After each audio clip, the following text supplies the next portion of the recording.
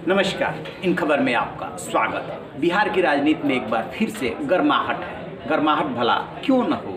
आखिरकार सीपीआई के नेता जेएनयू छात्र संघ के पूर्व अध्यक्ष कन्हैया कुमार जो जेडीयू में एंट्री लेने की कोशिश कर रहे हैं। आखिरकार क्या हुआ? अभी तो वहाँ पे मंत्रिमंडल का विस्तार हुआ था, किसी तरीके से टग ऑफ वार जो चल रहा था वो खत्म करने की कोशिश की गई थी। कन्हैया कुमार क्यों मिले नीतीश कुमार के मंत्री अशोक चौधरी से? अशोक चौधरी कोई ऐसे नेता नहीं है, वो प्रभावशाली नेता है, पार्टी के कार्यकारी यानी जेडीयू के कार्यकारी अध्यक्ष हैं और नीतीश कुमार के बहुत ही विश्वसनीय मंत्री हैं। उन्होंने हाल में दो नेताओं को मिलवाया था, सुमित सिंह और जमा खान जो बीएसपी के इकलौते विधायक है और सुमित सिंह जो इकलौते निर्दलीय विधायक है, और दोनों को मंत्रिमंडल विस्तार में प्रसाद भी मिल गया था। लेकिन कन्हैया कुमार को सीपीआई से और जेडीयू में एंट्री लेने की कोशिश कर रहे हैं। दरअसल इसके पीछे का जो डिस्प्यूट है वो पार्टी में अपनी अलग थलग पड़ गए हैं। आपको याद होगा 2019 का लोकसभा चुनाव, जब उन्होंने जो केंद्र में मंत्री हैं और पार्टी के बीजेपी के काफ़ी बड़बोले नेता हैं, बेबाक बोलते हैं, गिरिराज सिंह, उनके खिलाफ बेगूसराय से चुनाव लड़े थे। चुनाव तो वो बुरी तरीके से हारे थे, लेकिन सुर्खियां बने थे क्योंकि उनके लिए जो इंटरनेशनल पर्सनालिटीज़ होती हैं, नेशनल पर्सनालिटीज़ होती हैं, वो प्रचार करने के लिए पहुंची थी। वैसे भी कन्हैया कुमार खुद भी बहुत सुर्खियां बटोरते हैं, वो एक युवाओं के लिए आइकन बन चुके हैं, लिहाजा उनको देखने और सुनने और उनके भाषण को सुनने के लिए काफ़ी लोग जाते हैं।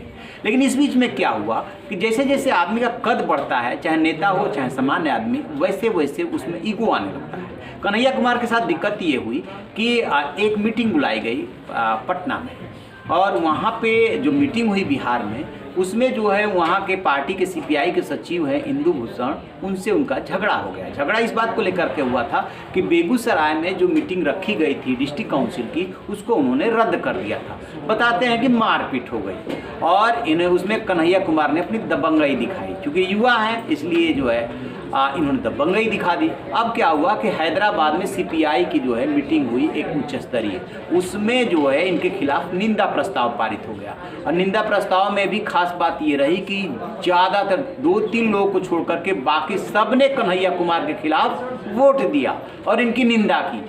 इसके बाद कन्हैया कुमार के पैर तले जमीन खिसकी।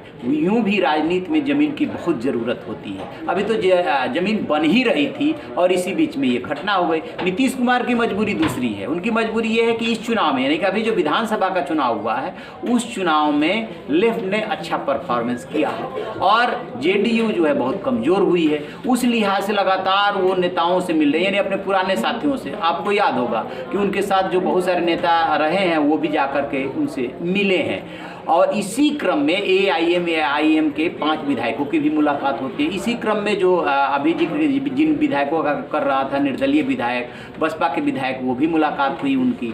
और एलजेपी के विधायक जो राजकुमार सिंह हैं वो भी जाके मिले। उन दोनों को प्रसाद मिला तो भला एलजेपी वाले क्यों पीछे रहते। लेकिन अभी एलजेपी के जो विधायक हैं राजकुमार सिंह, उनकी बात नहीं बन पाई और पार्टी को मजबूत करने के लिए, क्योंकि उनको एक जो है चुनौती मिल रही है बीजेपी की तरफ से भी, तो वो लगातार विधायकों को भी साध रहे हैं और जो मजबूत नेता हैं उनको भी साध रहे हैं। इसी क्रम में कन्हैया कुमार के बारे में कहा जा रहा है कि वो अशोक चौधरी से मिलने गए थे, संभावना टटोलने के लिए गए थे।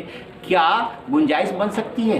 तो जेडीयू के प्रवक्ता हैं अजय आलोक, वो कह रहे हैं कि ये बहुत ही उस तरीके से बात करते हैं, इनको अपने माइंडसेट जो है ठीक करना होगा, उसके बाद ही सोचा जा सकता है। हालांकि राजनीति है, राजनीति संभावनाओं का खेल है, उसमें कुछ भी संभव है। विचारधारा तो कहीं ना कहीं जेडीयू से थोड़ी बहुत मिल ही रही है और कन्हैया कुमार जाएंगे कहाँ? क्योंकि वहाँ पे तो दूसरे युवराज बैठे हुए हैं आरजेडी में, तेजस्वी से कहाँ पटेंगे? तेजस्वी ने तो उनकी बात नहीं मानी थी। इसलिए अब इसको लेकर के अटकल चल रही है कि कन्हैया कुमार क्या जेडीयू में शामिल होंगे? सीपीआई से उनके रिश्ते खराब हो गए, वहाँ उनको अपना भविष्य नहीं दिख रहा है। तो इस पे हमारी नज़र रहेगी, जैसे कोई अपडेट मिलेगा आपसे साझा करेंगे। आप रहिए ना बेखबर, देखते रहिए इन खबर। Thank you. इन खबर चैनल को सब्सक्राइब करें।